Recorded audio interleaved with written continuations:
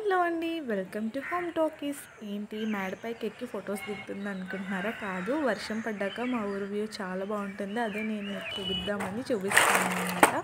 మేడపైకి ఏదన్నా పని లేకుండా ఎక్కాం కదా, నేను కూడా ఇవాళ ఒక పని మీద ఎక్కాను. చూస్తేనే అర్థమవుతుంది కదా ఏం పని మీద ఎక్కాను. అదే మొక్కలు నాటుదామని ఎక్కా.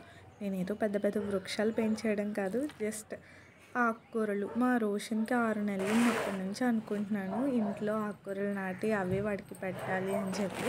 అబ్బబ్బే అస్సలు అవ్వట్లేదు. ఎన్నిసార్లు ప్రయత్నించి ఏదో ఒక ఫ్లాప్ అవుతూనే ఉంటుంది అది. ఈసారి కూడా అసలు ఎంత ఆలస్యమైందో తెలుసా. అయినా కానీ పట్టు వదిలిన విక్రమార్కుల్లాగా ఈసారి నేను ఆకుకూరలు అయితే వేస్తున్నాను. ఇదిగో ఇవి ట్రేస్. ఎక్కడి నుంచి తెచ్చానంటే మొన్న మా అక్క వాళ్ళ ఇంటికి వెళ్ళాను కదా, అక్కడి నుంచి తీసుకొచ్చాను. వాళ్ళు పొగాకు నారు వేయడానికి తెచ్చుకున్నారు ఈ ట్రేస్.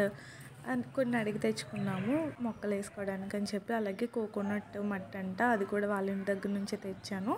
మట్టి, ఇసుక, కోకోనట్ మట్టి కొద్దిగా వేసేసి అన్నీ సమానంగా కలిపేసి ట్రైలో వేసుకొని వస్తే చూడ్డానికి చిల్లులు చిన్న చిన్నగానే ఉన్నాయి, కానీ ఎంత మట్టి ఎక్కేసిందో దీంట్లోకి.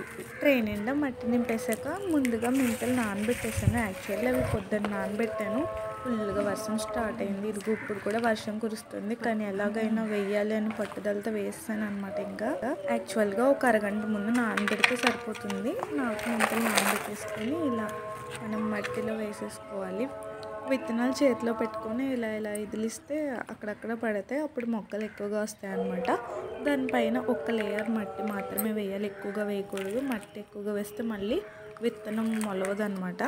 ఈ ట్రేలో వేసాక ఇంకొన్ని మెంతులు మిగిలాయి, అందుకని చెప్పి ఇంకొక ట్రే కూడా వేసి ఇంకొక ట్రేలో కూడా మట్టి ఫిల్ చేసి దాంట్లో వేస్తాను విత్తనాలు. సేమ్ ఇందాకట్లానే మళ్ళీ పైన కొద్దిగా మట్టి వేసేసి కవర్ చేసేయాలి. ఏ ఆకుకూరలైనా ఇలా వేస్తే వచ్చేస్తే విత్తనాలు పైకి. మా ఇంట్లో మెంతులు మట్టికే ఉన్నాయి, అందుకే ఇవే వేసాను. జస్ట్ ఒక గ్లాస్ వాటర్ మీద స్ప్రింకిల్ చేస్తున్నాను, ఎందుకంటే ఆల్రెడీ మనకి పైన వర్షం పడుతుంది కదా, ఇంకా వాటర్తో పెద్ద పని లేదు మనకి. అందుకని చెప్పేసి జస్ట్ 1 గ్లాస్ వాటర్ ఇలా స్ప్రింకిల్ చేస్తున్నాను.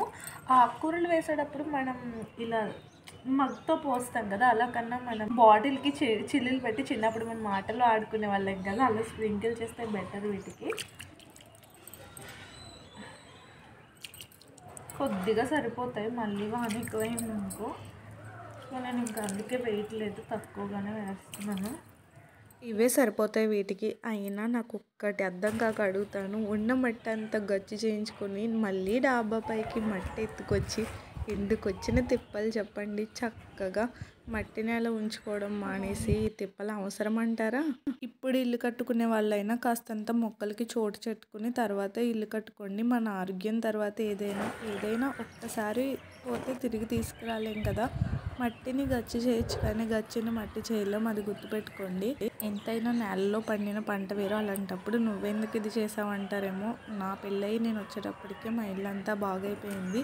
సో మీరు నన్ను అయితే ఏమనొద్దు. కానీ మా వాళ్ళకి కొద్దిగా ప్లేస్ ఉంచారో ఆ కొద్ది ప్లేస్లో మేము మొక్కలు పెట్టుకుంటాము, వంకాయలు అలాంటివి. వీడియో నచ్చిందా? అయితే లైక్ చేసి సబ్స్క్రైబ్ చేయండి. Bye bye.